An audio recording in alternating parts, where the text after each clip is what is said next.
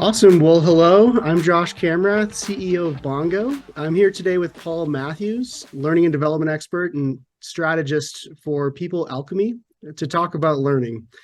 Many view the steps of learning and behavior change differently. So I'm excited to dig in and learn a little bit more about Paul's experience and the outlook on this topic. Paul, it's great to have you here, and um, No, it's good to be here. I just love talking about learning and development. So I'll climb on a soapbox anytime for anybody. so let's just jump right in. Paul, I'd like to at first take maybe a minute or two to introduce yourself and your resume of experience, and just learn a little bit more about what led you to the learning and development market. It was like many things in life. It was an accident.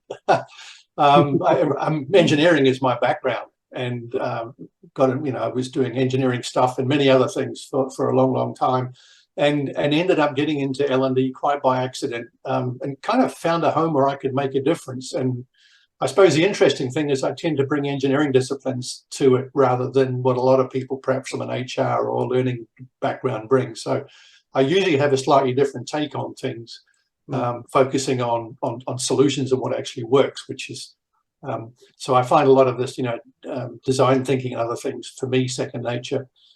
Since then, I've written 3 books on learning and development, numerous articles, spoken at conferences around the world. And then alongside some of the consultancy and stuff I do, I also run a learning software company.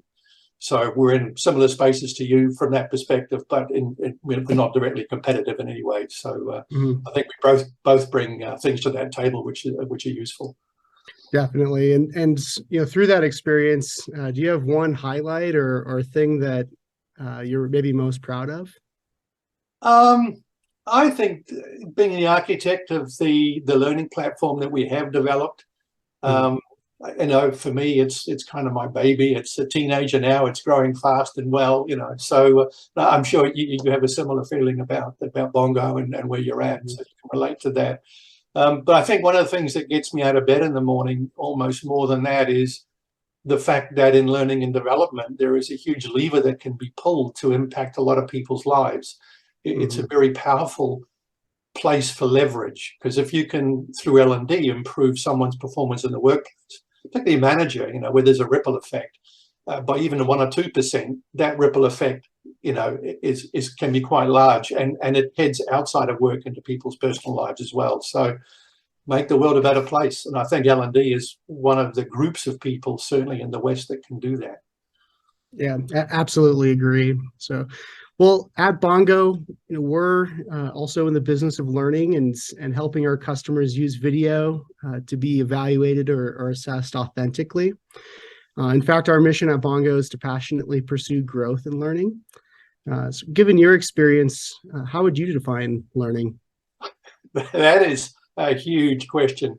I'm not sure I've got a single definition for it. And actually, for all the research I did for my books and people I speak with, I often find anybody defining learning is doing it from quite a self-serving perspective in terms of what suits them and what they want it to mean.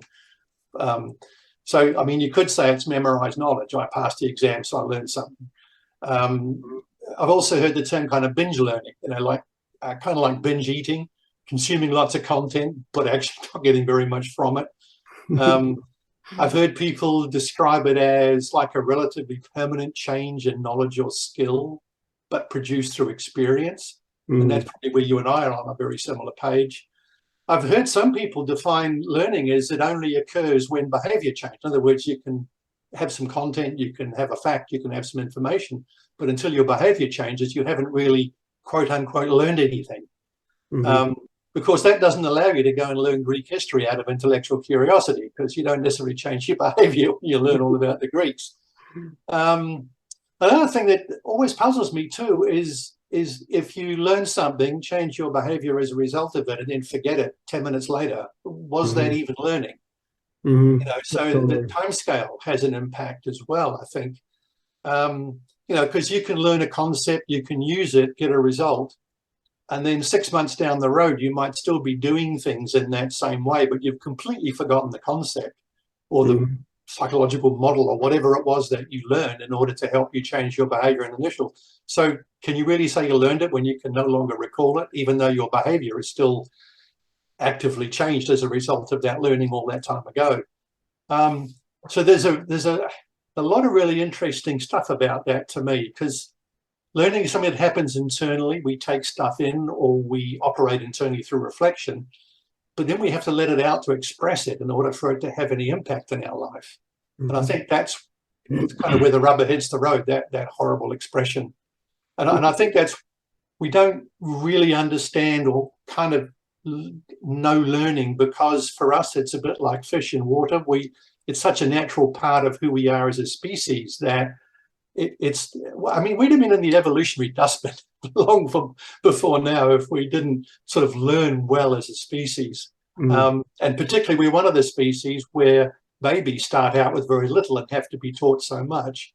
There are other species that actually all their instinctual stuff is kind of there from the get-go. They don't need teaching and nurturing and growing. So as a species, we have evolved to learn. It's kind of baked into us. And I think that's why it's often has so many different meanings, so many different ways to look at it. And we learn naturally. I mean, we learn to run a household without even really anybody teaching us how to do that. It just kind of happens. Exactly. So, yeah. I would agree with that. And, especially in terms of, how we've evolved as a species. And I think, I'm a big history buff and just love science and learning about those things. And some say that kind of the birth of civilization was when people discovered fire and allowed us to change our diets and digest things more efficiently.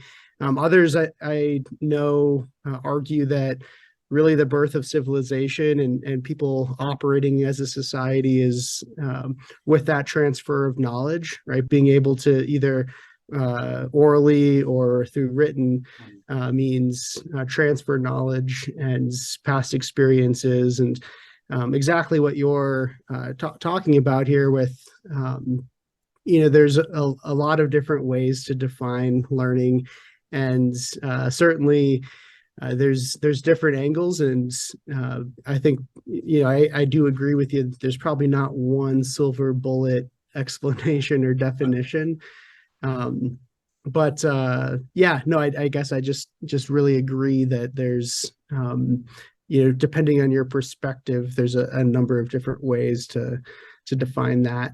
And I would suppose, one thing to add from Bongo's perspective, as you mentioned, it may be a little self-serving, but of course, like you mentioned with your career and things that are most, that you're most proud of, we all work on things that we think are going to make a difference. And, really that's at Bongo, that's how we're trying to impact learning, and is by being effectively the measuring stick for applied knowledge, right? So there's certainly things like, can you remember something? And then you had touched on the forgetting curve a little bit around, what good's remembering it for a test if you can't remember it after you leave the classroom.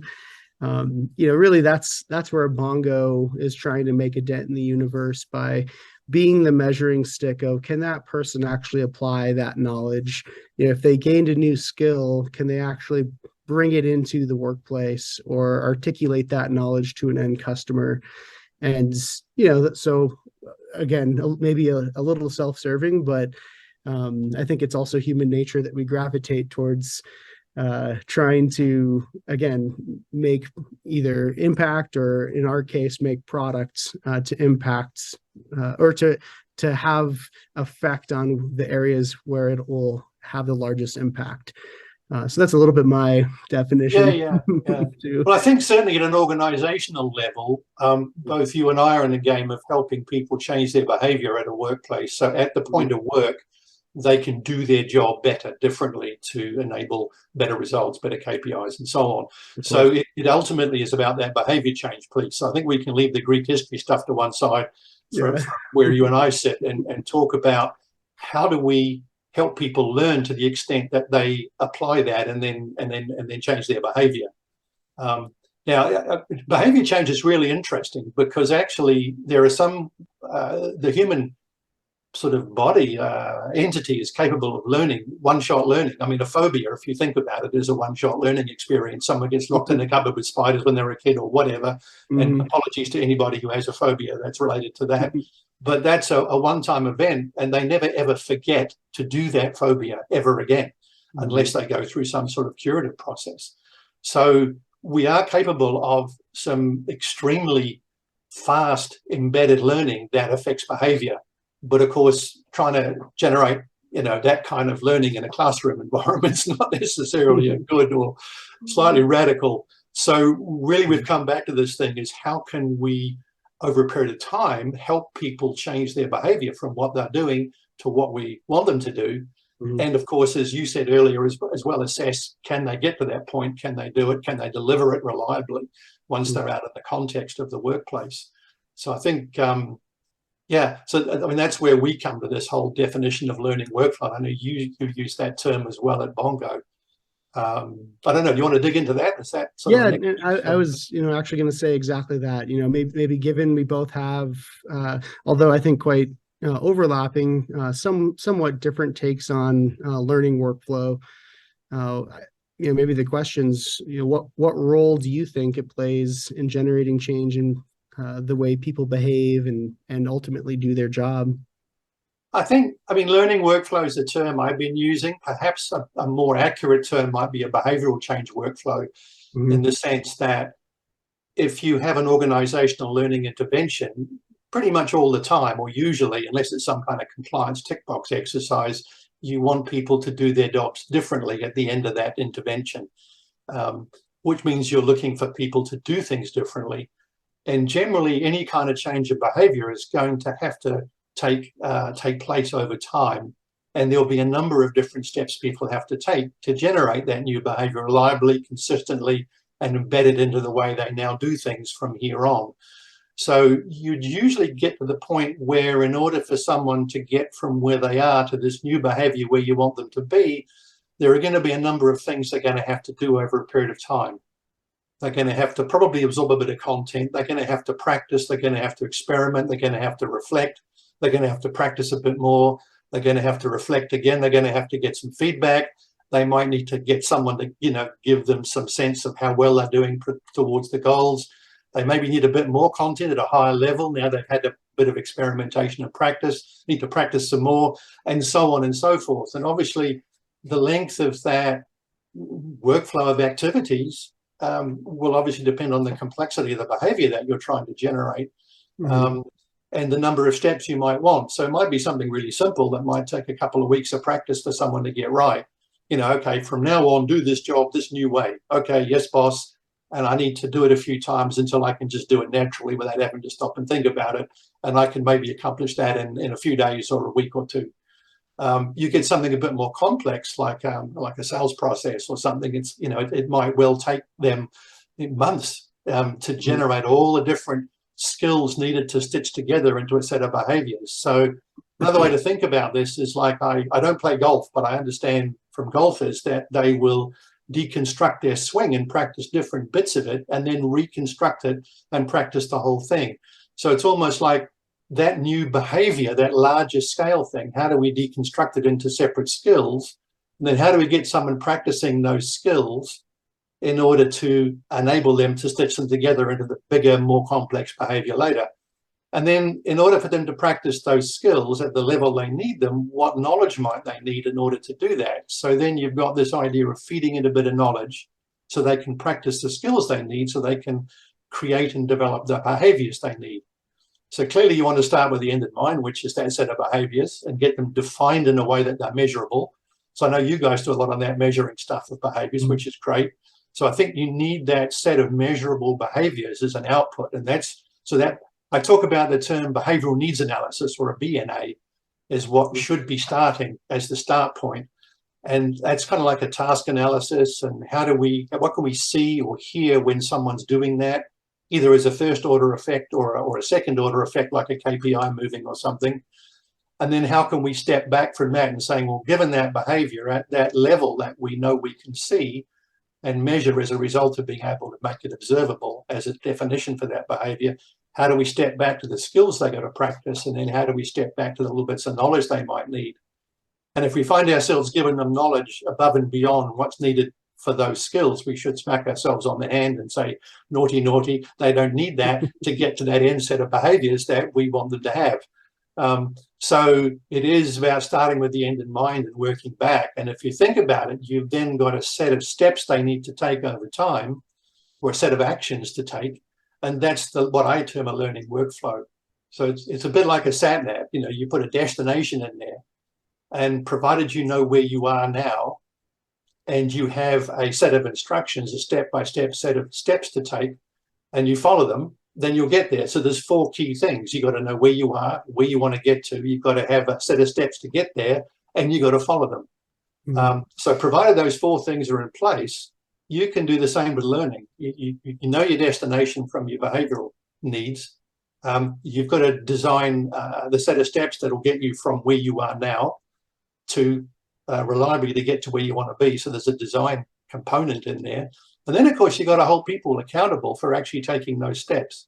Because if they don't take them, they're not going to get to the destination. You know, there's no way we'd ever use a sat nav and ignore it and expect to get where, where we're trying to get to. Exactly. So for me, that's a learning workflow, is that set of activities spread over time to get to a designed and repeatable output at the other end. And that's the definition of a workflow. So that's where I started using this term learning workflow. And it might take months, years even. I mean, we got people running on our platform for years. So we've really got a workflow platform that focuses on learning output and learning outcomes. So that's kind of what we see, but I know you guys use the term subtly differently to that. So I'd be really intrigued to get your take on it. Yeah, absolutely. And I think a ton of great information there and thoughts and yeah, really, how we use that term learning workflow is, I think, much more, I feel like, what you were describing is much more macro on trying to have someone, go through a specific methodology to have those skills or that knowledge ingrained and have there be behavior change. Whereas, how Bongo's using the term learning workflow is, a little more, I don't know, in the weeds or like tactically, basically putting through the vehicle of video, right? So having a recording take place, if you all you want to do is record somebody doing something or saying something, like you can do that on YouTube for free. But really, what Bongo's secret sauce is, if you will, is the workflow around that video or that interaction or that experiential exercise that makes the difference and transforms that activity into a teachable, learnable event. And that's really where we're using that term learning workflow. Again, much more, whereas your macro, I would argue Bongo's using it more in a micro sense. To train or validate a very specific skill or set of skills. Yeah. So I can see how you've got almost like when I talk about that bigger flow from end to end, your piece could easily be a really valuable chunk or a piece of that larger flow. So yeah, I guess we're talking almost hierarchies and stuff here in a way. Exactly. So yeah, interesting, really interesting. Awesome. Right on, Paul. Well, I want to thank you again for joining today's quickfire interview. And those who have watched this video, thank you to you guys. To learn more about Paul, please visit peoplealchemy.com, or you can always reach out to Paul on LinkedIn. To learn more about video or structured video workflows or Bongo and how video can make an impact or behavioral change, you can always visit Bongo at go.bongolearn.com/software. Or you can also reach out to me on LinkedIn, and I'd love to have a quick chat and talk about how we can make an impact together. Again, thank you, Paul, for joining us today. Yeah, that's great. No, I love talking L&D. So again, reach out on LinkedIn. I'm always happy to chat with people. So I love questions about it. So